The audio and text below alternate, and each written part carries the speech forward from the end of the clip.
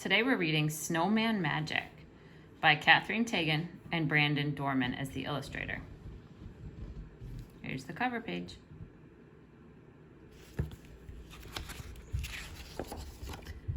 Snowmen fall from the sky, unassembled. Anonymous.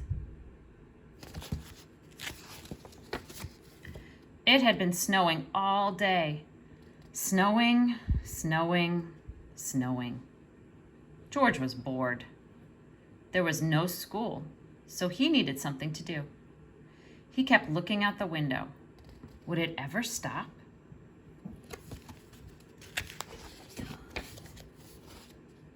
The next morning, the sun was shining. When George looked out the window, everything was a brilliant white.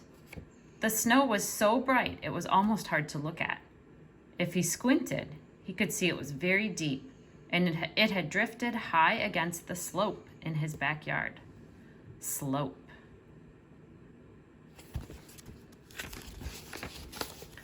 George put on his warm socks and his snow pants and his flannel shirt. Then he put on his snow jacket, his boots, his mittens, and his hat. He was ready. Outside, the air smelled clean and cold. George plunged into the snow. Plunged. It was fluffy, but crunchy too. He made a snowball and threw it against a tree. It was very, very quiet.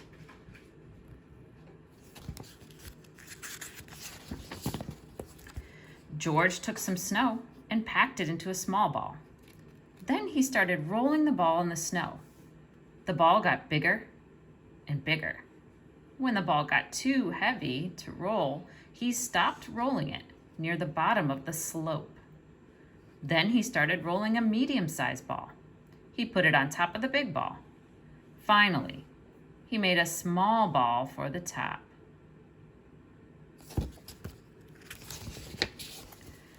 George went inside the house and found a scarf in the closet and a carrot in the refrigerator.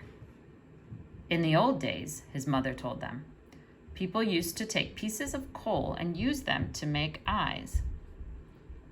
But there wasn't any coal in George's house. So he found 2 buttons and brought them outside with the scarf and the carrot. He carefully pushed the buttons in the small ball near the top. He stuck the carrot in the center.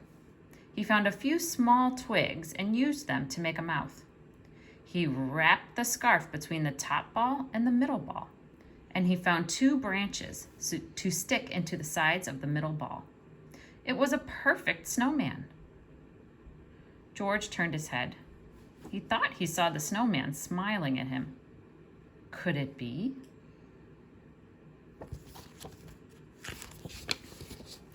Time for a snack, said George.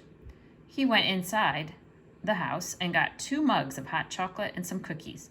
He put them on the snow table. Would you like something to eat? George asked.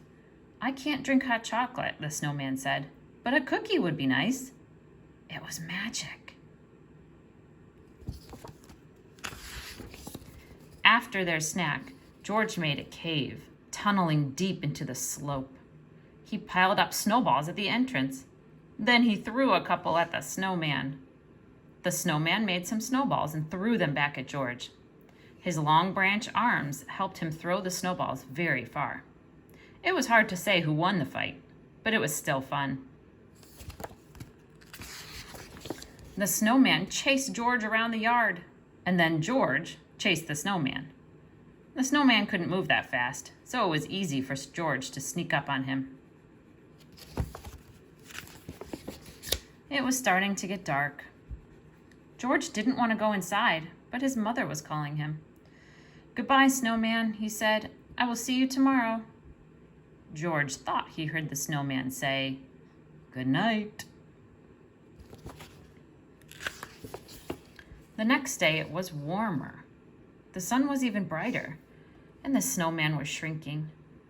George played with him all day, but he could tell that the snowman didn't have quite the same energy.